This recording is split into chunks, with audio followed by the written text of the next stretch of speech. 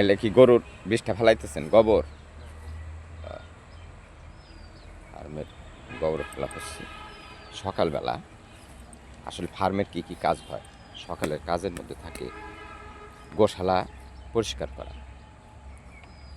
এখন এ সময় তারা গোশালা পরিষ্কার করছে। দেখুন এই গোবর, কাউডা,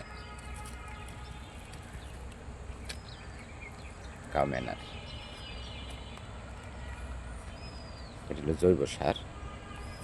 এটা ফেলার বিভিন্ন ধরনের খাত করে রাখা হয়েছে।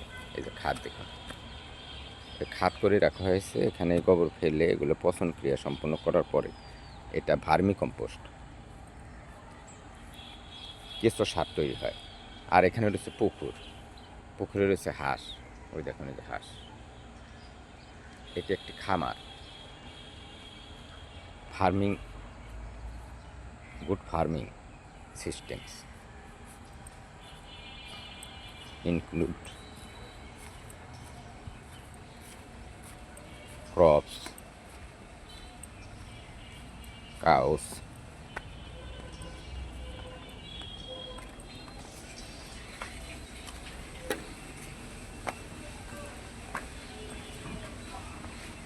এই দেখুন এই যে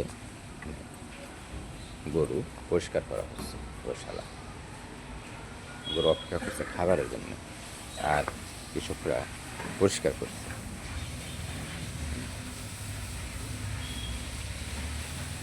পরিষ্কার হচ্ছে গরু। এটা মর্নিং ওয়াক ফার্মে, মর্নিং ওয়াক করছে বেলসানি।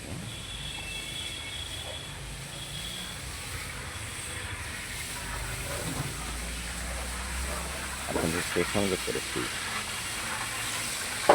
ফার্মিং যেমন লাভজনক তেমন ভোর থেকে কাজ করতে হয়। দেখুন পরিষ্কারের কাজে ব্যস্ত হয়েছে ক্লিনার।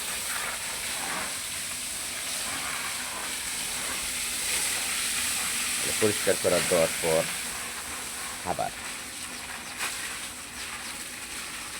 এটা ফার্মিং ব্যবস্থা।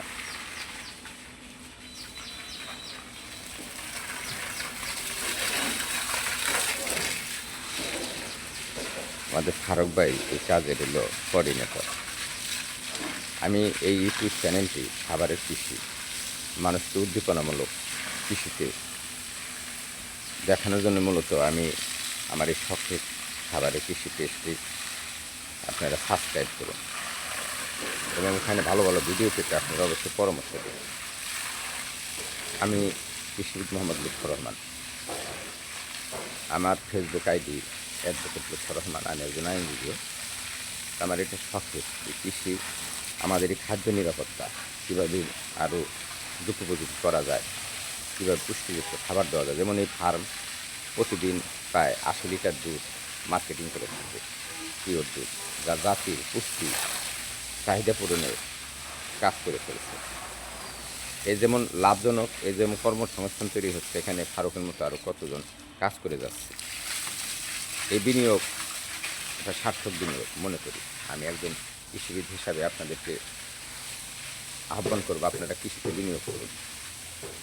পুষ্টিযুক্ত একটি জাতি আমাদের জন্য খুবই গুরুত্বপূর্ণ, কারণ আমাদের ভবিষ্যৎ প্রজন্ম যেন পুষ্টিযুক্ত একটি জাতি হিসাবে বিনিয়োজিত হয়। বিভিন্ন রোগ এগুলো থেকে যেন আমরা মুক্ত থাকতে পারি। তাই আসুন আমরা এই উদ্যোগ গ্রহণ করি। এই সকালে আমরা প্রত্যয় ব্যক্ত করি, আসুন আমরা কৃষিতে বিনিয়োগ করি।